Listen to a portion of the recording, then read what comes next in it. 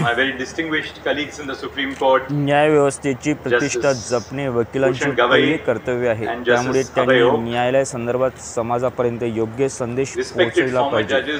त्याकरता त्यांनी न्यायालय व समाज मधील दुवा म्हणून कार्य करावे. प्रत्येक पीडितांना न्याय मिळवून देण्यासाठी न्यायालयाला सहकार्य करावे असे आवाहन सर्वोच्च न्यायालयाचे सरन्यायाधीश डॉक्टर धनंजय चंद्रचूड यांनी शुक्रवारी हायकोर्ट बार असोसिएशन नागपूरच्या शताब्दी वर्ष समारंभात बोलताना केले.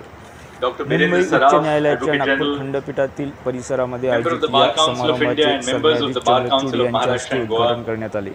या प्रसंगी सर्वोच्च न्यायालयाचे वरिष्ठ न्यायमूर्ती श्री भूषण गवई, न्यायमूर्ती अभय ओक, न्यायमूर्ती प्रसन्न वराडे, माजी सरन्यायाधीश शरद बोबडे, मुंबई उच्च न्यायालयाचे मुख्य न्यायमूर्ती देवेंद्र कुमार उपाध्याय, नागपूर खंडपीठाचे प्रशासकीय न्यायमूर्ती नितीन सांबरे, राज्याचे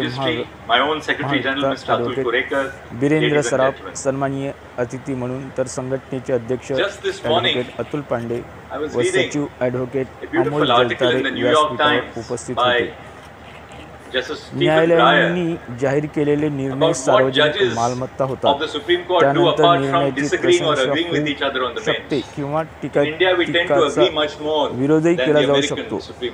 न्यायालयांनी विविध विरोध पचवण्याची तयारी ठेवली पाहिजे, परंतु बरेचदा वकीलही न्यायालयाच्या निर्णयावर टीका करतात. न्याय प्रविष्ट प्रकरणावर सुद्धा भाष्य करतात. ही प्रथा चुकीची आहे. त्याकडे न्यायमूर्ती चंद्रचूड यांनी लक्ष वेधले.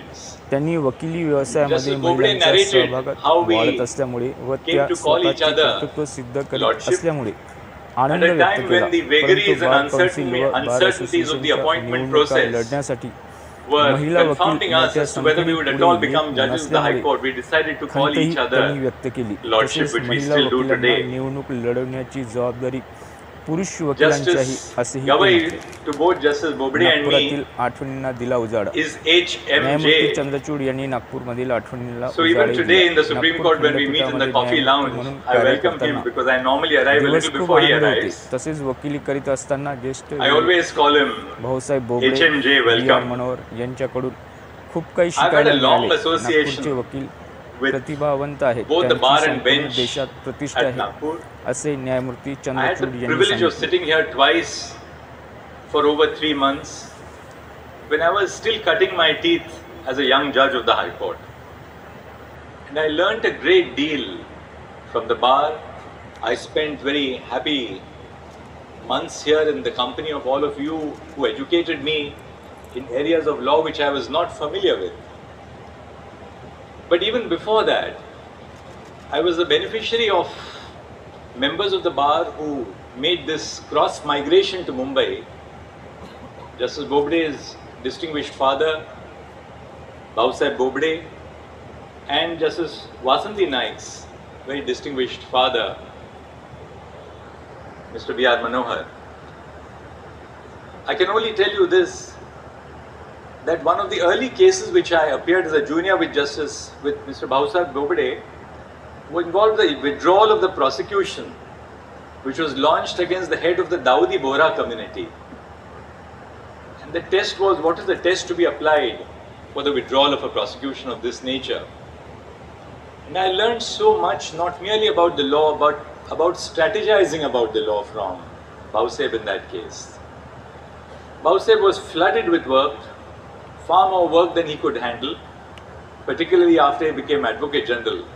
And ever so often I would get a call from him, and in his typical way he would say, "Chandrachud, you go to Madgaon and argue this matter." And I would go to Madgaon and argue that matter, because he couldn't do the matter. Speaking about B.R. Manohar, there was a case which was a very complex exim case, import and export case.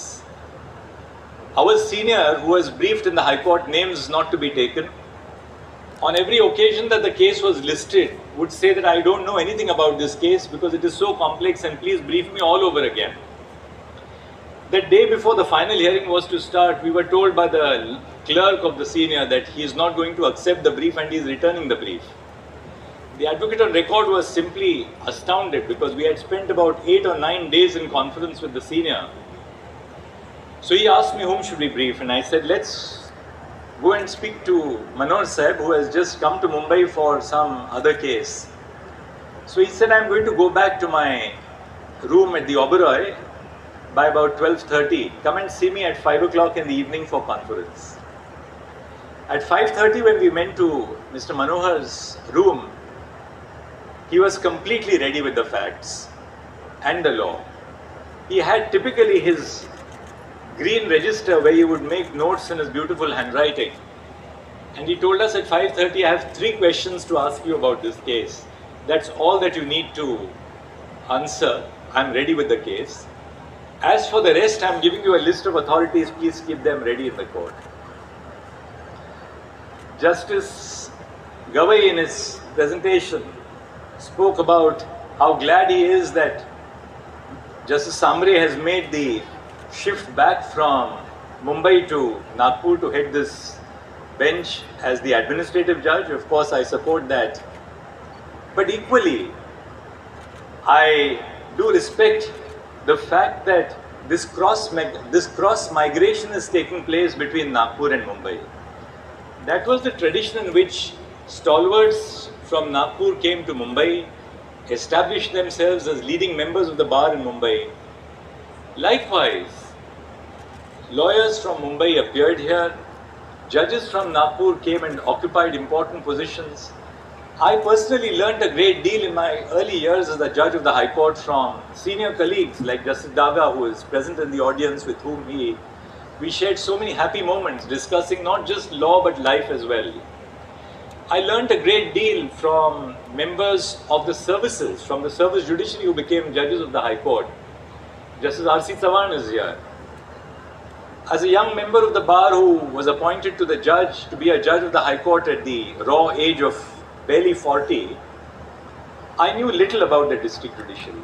Advocates General, Sri Ane and Gilda are also here, and many others. This is a privilege to be here, a singular privilege, because I was also here at the Platinum Jubilee celebrations of the High Court, of this Bar Association, yes, at the same venue. And I think maybe Justice Chandrachud, though was the judge, was not here. Lordship, you were not here. And I called him Lordship not because of any distance, but by trying to remove the distance. And I must tell you something very interesting, because this also has something to do with a terrific problem at the bar, namely about elevations and about becoming a judge. After 3 names from Bombay, Ajay Khanvilkar, Justice Ajay Khanvilkar, Lordship Chandrachud and mine had been hanging fire for 2.5 years.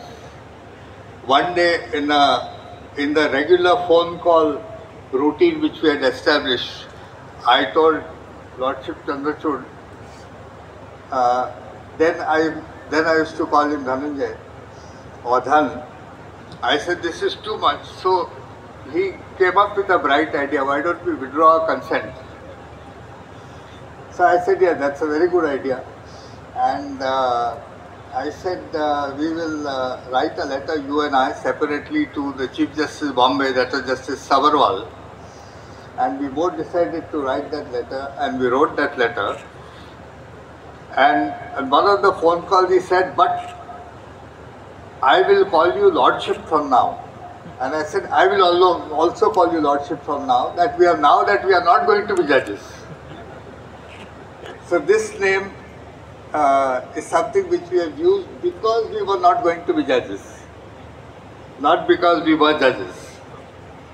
And again, it was in this building that I went to Justice Sabarwal's chamber at Justice Chandrachud's prodding.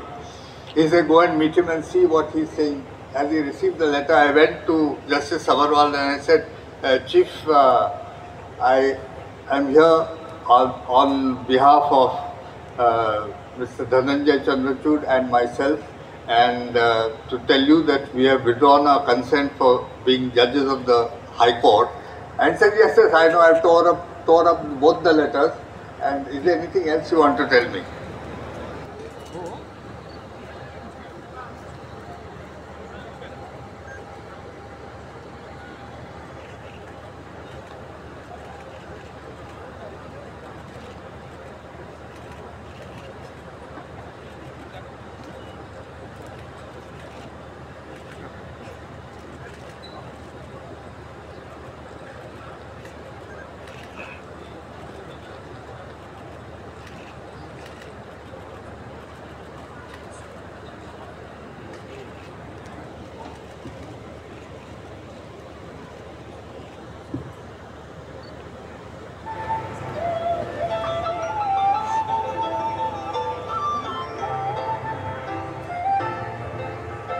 Great pleasure that I invite Your Excellency to look upon his poem in stone. Interestingly, this is possibly the only building, court building, which was commenced by the British and completed by the Indians. This bar has produced some of the finest legal minds in the country. One of its members, later on as a judge of the Supreme Court, laid the foundation of the basic structure doctrine in the Sajjan Singh case. I am referring to Justice J.R. Mudhorkar. Another top lawyer of the Nagpur bar so beautifully wrote his judgments as a judge of the Supreme Court that his Chief Justice C.J. Gajendra Gadkar said every time the judges wanted the judgment of the court to appear in an elegant language, they would request Justice Bose to write it. Another member's assertion of the court's right to examine the validity of a detention during emergency is legendary. I am referring to the decision of Shivkant Shukla vs. ADM Jabalpur. One became the only judge in India to act as President of India. There are many more instances which cannot be recounted here, especially when you look at the original bar which was split into the present